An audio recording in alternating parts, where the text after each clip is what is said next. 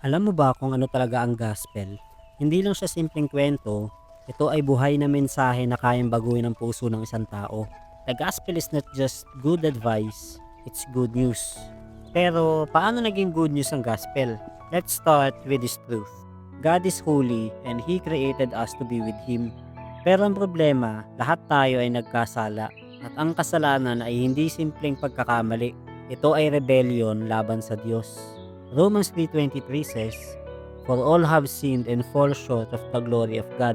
Sa madaling salita, we tried to live life apart from God. Kaya tayo nagkakaproblema sa identity, sa relationships, sa purpose. At dahil ang Diyos ay makatarungan, may kapalit ang kasalanan, kamatayan, eternal separation from God. Pero dito papasok ang tunay na good news. Jesus came. Si Jesus ay hindi lang teacher o prophet, siya ang anak ng Diyos. He lived a perfect, sinless life.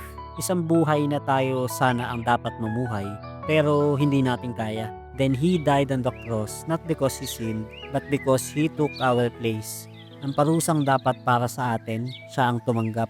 At nung siya ay nabuhay muli, pinatunayan niyang tinalo niya ang kasalanan at kamatayan. That's the gospel. We are saved not by what we do, but by what Jesus has already done. Ang gospel ay paanyaya, not to perform, but to receive. Not to earn, but to surrender. Sabi sa Romans 10:9, if you confess with your mouth that Jesus is Lord, and believe in your heart that God raised Him from the dead, you will be saved. Hindi mo kailangang ayusin muna ang sarili mo para lumapit sa Diyos. Sa totoo lang, siya ang aayos sa'yo. So, ang tanong ko sa'yo ngayon, nasaan ka sa kwentong ito? Alam mo na ba ang gospel? O naririnig mo lang? Because the good news is not just to be heard, it's meant to be received, believed, and lived.